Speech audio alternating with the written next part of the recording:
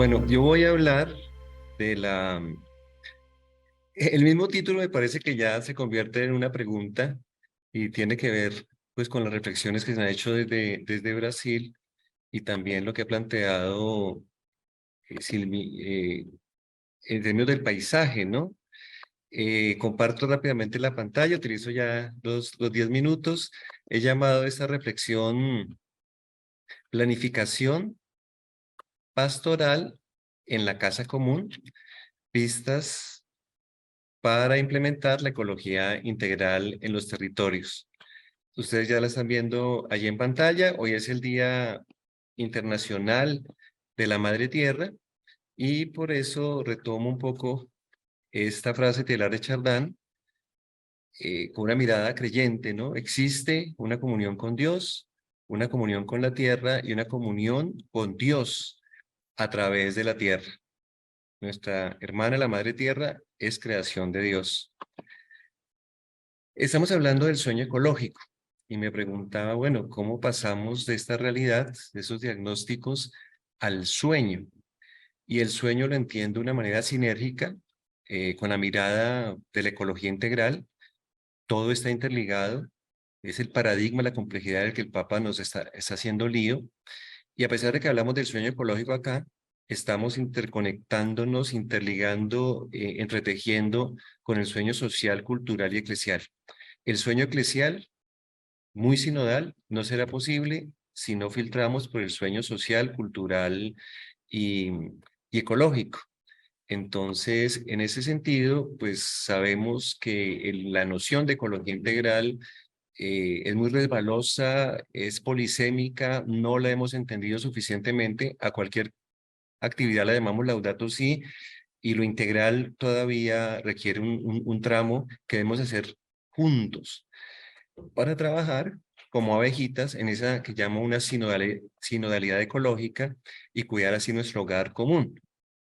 Tomo como base esta imagen de la plataforma de acción Laudato Si, una versión española, donde nos habla que hay 7 objetivos Laudato Si, 7 dimensiones para vivir la ecología integral.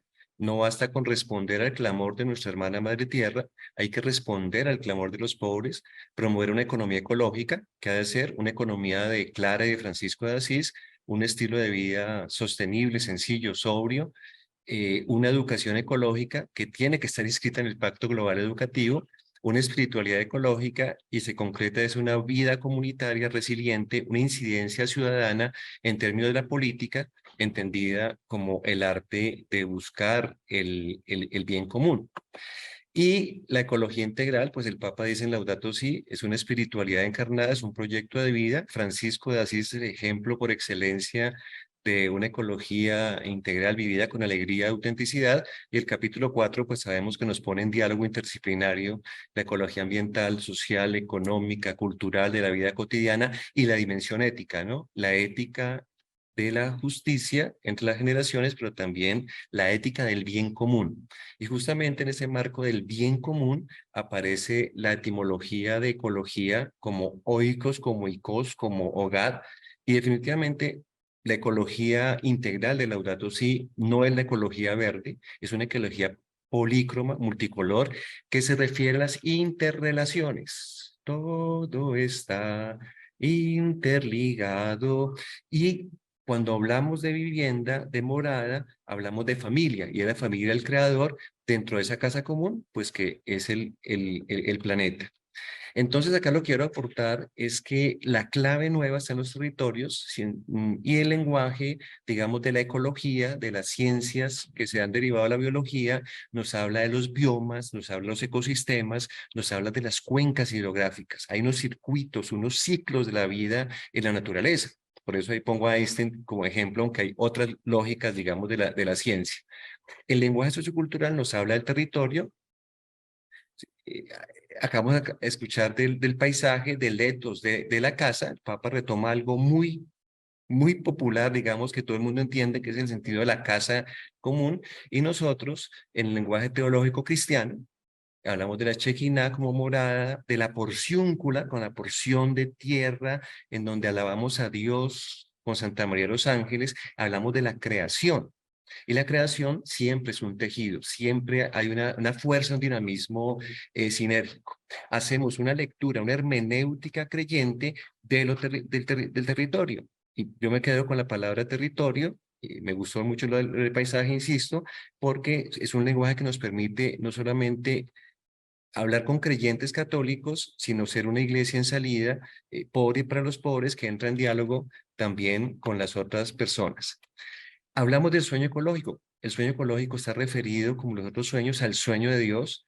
Un poco el sueño de San José como paradigma son los sueños de lo que Dios hace, lo que Dios quiere, la voluntad de Dios en esa porción, esas porciúnculas de nuestra casa común, en esas Amazonías en donde hay diversidad biológica, pero también diversidad étnica, cultural, ideológica, porque ahí está el sentido, digamos, de esa sinodalidad ecológica. Me han escuchado algunas veces este trabalenguas, Fratelli Tutti, caminamos cantando en compañía, Laudato Si, alabado seas, oh mi Señor, con Evangelii Gaudium, la alegría del Evangelio al ritmo de la sinodalidad, fundamentada en Episcopalis Communio, en nuestra querida, no solamente querida Amazonia, sino todas las Amazonias del mundo, nuestra querida casa común. Es decir, hay un proyecto acá integral, integrador, del habitar la casa. Y hay varias personas, Alfonso Murad, aquí está en su fotografía, muchas personas de América Latina que han tratado de hacer esa lectura de lo ecológico y lo teológico, lo ecoteológico. Hay rostros, voces, biografías ecoteológicas. Los honro en su experiencia, en su búsqueda de trazar esos puentes, y me quedo en ese momento haciendo un homenaje a Óscar Urriago, un hermano de caminada de acá del CELAN, que nos entregó su vida en esta categoría de la planificación pastoral participativa. Y lo conocí dentro del camino que en la Casa de la Juventud de la Compañía de Jesús en Bogotá, durante muchos años tuvo un seminario de planificación pastoral. Eduardo Peña, también de la Casa del CELAN, o el cardenal Jorge Jiménez, retomaron algo que quiero comentar como núcleo que amarra desde la doctrina social de la Iglesia esa preocupación por la planificación dentro de lo territorial. Y me remito al documento de Puebla, que ustedes lo están leyendo allí, en el 1306 y en el 1307, nos habla que las opciones pastorales se concretan a través de una pastoral planificada. Estoy muy extrañado que esto se haya diluido tanto recientemente en los documentos de la Iglesia. Ni siquiera en la Asamblea Eclesial aparece la planificación como una opción. Parecería que estamos con otras formas de concebir nuestro rol y la manera ejecutiva operativa de colaborar y contribuir al sueño de Dios. Entonces, esta acción pastoral planificada es la respuesta específica, consciente e intencional a las necesidades de la evangelización. Es decir, todo lo que hacemos, todas las acciones ecológicas, del cuidado, digamos, del planeta, tiene que estar en función de la vida, la casa común, de la vida, de la familia de Dios, y por tanto tiene un núcleo evangelizador que pues es innegociable desde el punto de vista de discípulos misioneros del evangelio de la vida y por lo tanto custodios de la creación. Haciendo referencia a ello, entonces acá hay un juego, retomo, digamos, la realidad y el puente hacia el sueño, desde esa mirada integral, integradora. Sabemos, y trato de ponerla acá en espiral, nuestro método teológico pastoral es ver, juzgar, actuar, siempre celebrar, sí, ver, juzgar, actuar.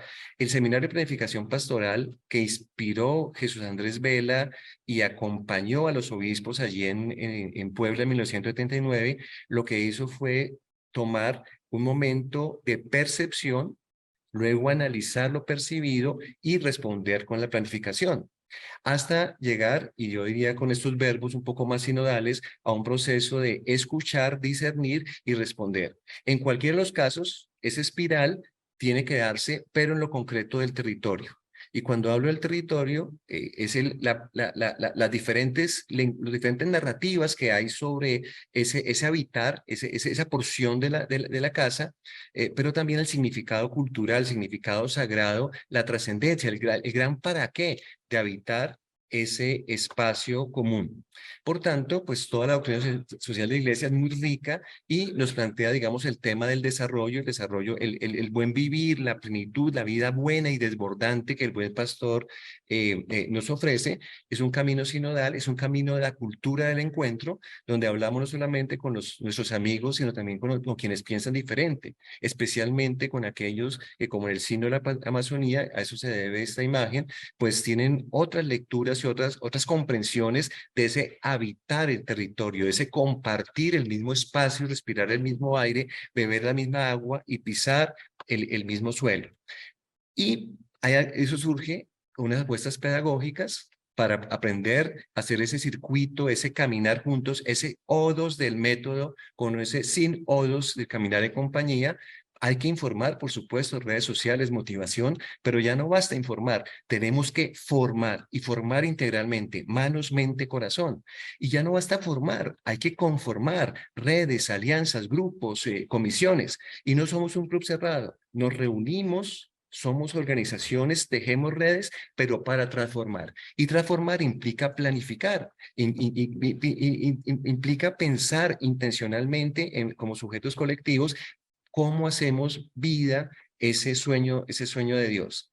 Por tanto, y voy cerrando, la creación es el sujeto de la planificación hacia el sueño sinérgico de Dios. La creación, es decir, no escuchamos solamente a los seres humanos en la sinodalidad, escuchamos, interpretamos las señales del territorio, como lo saben hacer las culturas ancestrales, como los mismos textos bíblicos Jesús nos indica. Entonces, en esa conciencia colectiva que hacemos parte de una totalidad amorosamente creada por Dios, ahí está la experiencia vital que se vuelve conciencia, que debe ser expresada en coherencia y hacer incidencia para reformar las estructuras, sobre todo el paradigma tecnoeconómico que está convirtiendo en cultura de muerte y cultura del descarte lo que ha sido el Edén, el paraíso como cultura de la vida de la hermandad. Es decir, tenemos que planificar pastoralmente, planificar la evangelización pensando en un cambio sistémico. Y creo que todavía es un reto pensar en términos mucho más articulados, no tan fragmentados. Nuestras pastorales se han especializado tanto que nos impide ver la totalidad del bosque. Nos quedamos viendo la rama o el arbolito en el cual estamos situados. Y creo que tenemos una gran noticia en América Latina, la RETEI, Redes Eclesiales Territoriales de Ecología Integral, la REPAM, la REMAN en Mesoamérica, la reciente RECHAC del acuífero guaraní. Entonces, como hoy tenemos hoy pues este momento del Día Internacional de la Madre Tierra, que insisto, que es creación de Dios y que nos convoca a ese habitar, permítame utilizar este último eh, minuto para invitar a un personaje que quiere hablarles de un mensaje que recibimos desde Uruguay hace algunos años y que sigue siendo vigente para nosotros. En ese caminar juntos, en ese ir armando ese trayecto sinodal para planificar la transformación, pues Eduardo Galeano nos recuerda, y voy a parafrasearlo, que la utopía está en el horizonte. El sueño eclesial, ecológico, a ver cómo me cuadro acá. Ah, sí, lo vieron. Ah, sí. El sueño eclesial con el sueño social, cultural y ecológico está en el horizonte. Y yo lo veo. Y doy dos pasos y se me va dos pasos. Pero vamos, avanzo tres pasos y se va tres pasos. ¿Para qué sirvió? ¿Para qué sirvió mirar el sueño? ¿Para qué sirvió la utopía? ¿Para qué sirvió mirar el horizonte? Para eso, para caminar, para hacer sinodalidad. Y en ese sentido, hay sueños bellos,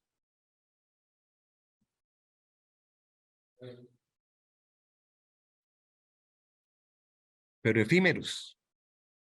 ¿Qué tal si le apostamos a unos sueños que implican un vía crucis hacia un vía lucis?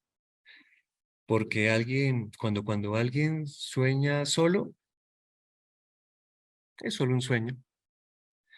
Cuando muchos soñamos juntos, es el comienzo de una nueva realidad. Paz y bien.